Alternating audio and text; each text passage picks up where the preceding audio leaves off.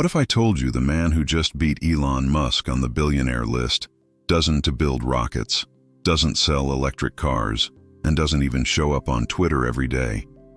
You've probably never even heard his name in casual conversation. Yet, while Musk dominates the headlines, this quiet billionaire just quietly passed him in net worth. His name, Larry Ellison, the founder of Oracle.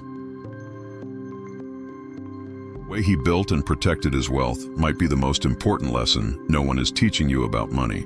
Stick around, because once you see the difference between Musk's flashy strategy and Ellison's quiet approach, you'll never look at wealth the same way again. Most people in America can name Musk, Bezos, Zuckerberg, even Warren Buffett. But Larry Ellison? He doesn't trend on social media, he's not live streaming product launches, and he's not selling you the future of Mars. Yet his company, Oracle, runs behind the scenes of everyday life. If you've ever swiped a credit card, checked your medical records, or booked a plane ticket, there's a good chance Oracle's database software was involved. While Musk thrives on attention, Ellison thrives on invisibility. And ironically, in the world of wealth, invisibility often beats spotlight. That's why what you're about to see are 5 lessons on how to build and protect real wealth, straight from the man who quietly surpassed Elon Musk in net worth, without almost anyone noticing.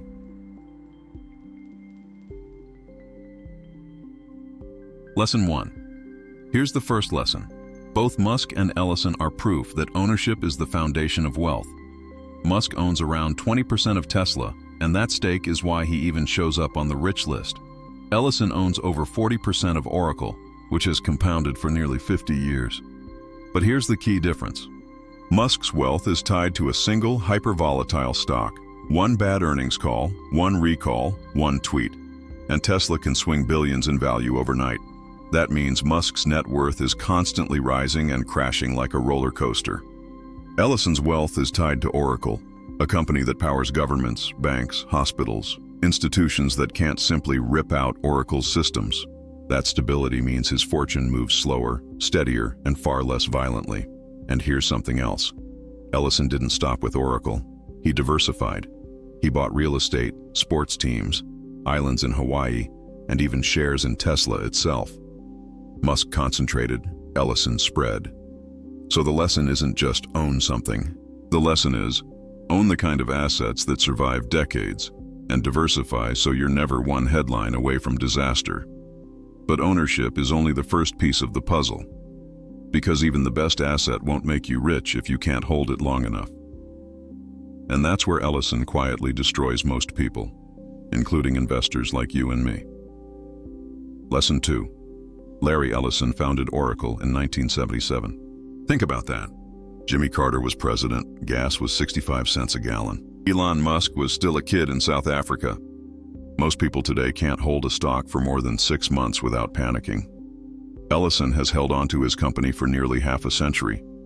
He built Oracle brick by brick, year after year, through recessions. The dot-com crash, the 2008 crisis, you name it.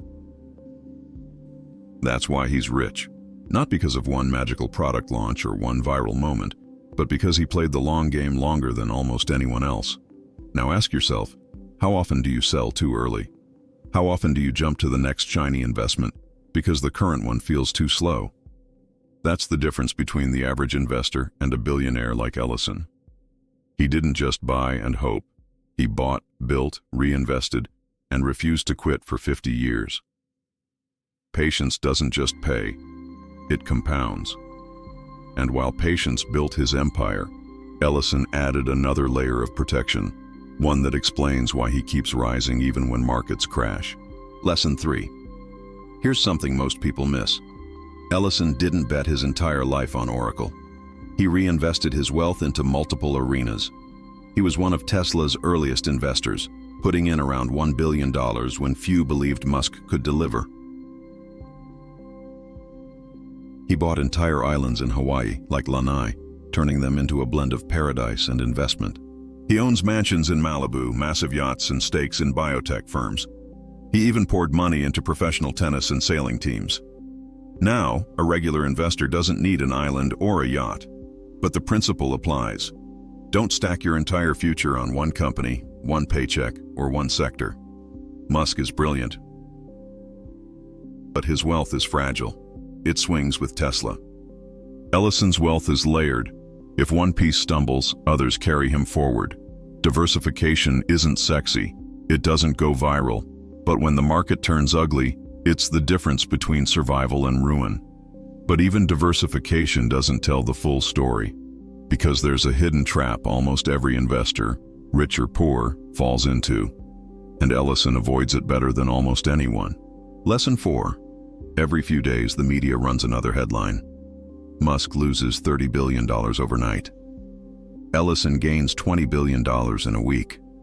It makes wealth look like a scoreboard, like a basketball game you can check every quarter. But here's the truth. These rankings don't matter. They're just paper numbers that swing with market moods. Musk surpasses Ellison. Ellison surpasses Musk. Then Bezos jumps ahead.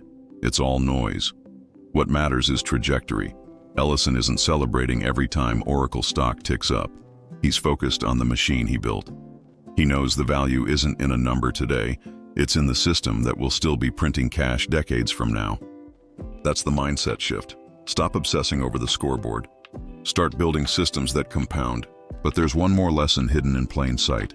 Something psychological that explains why Ellison keeps winning while Musk keeps fighting. Lesson 5. The silent billionaire advantage. Musk lives in the spotlight. Every product launch, every lawsuit, every tweet, it's all public. That pressure forces him to keep the hype alive. Ellison, he doesn't need the spotlight. He plays tennis, sails his yachts, and lives on his Hawaiian island. His wealth compounds in silence. This is a massive advantage. Attention can build a brand, but it can also trap you. When you're constantly feeding the hype machine, you can't think long-term. Ellison doesn't need to sell you a dream every quarter. He just lets Oracle's contracts and databases keep doing their job. Sometimes the greatest wealth strategy isn't to be the loudest voice in the room. It's to be the one who doesn't even need to speak. So what does Larry Ellison passing Elon Musk actually teach you? Own assets, but choose the right kind of ownership. Play the long game because decades beat quarters. Diversify so your fortune isn't one bad headline away from collapse. Focus on systems, not scoreboards. And remember, silence compounds. Silence. Ellison's story proves you don't need rockets or memes to build massive wealth. You need patience, resilience, and the right kind of ownership. And here's the part no one tells you. In the next few years, another billionaire you barely know will pass both Musk and Ellison. The question is, will you be ready to play their game before it's too late?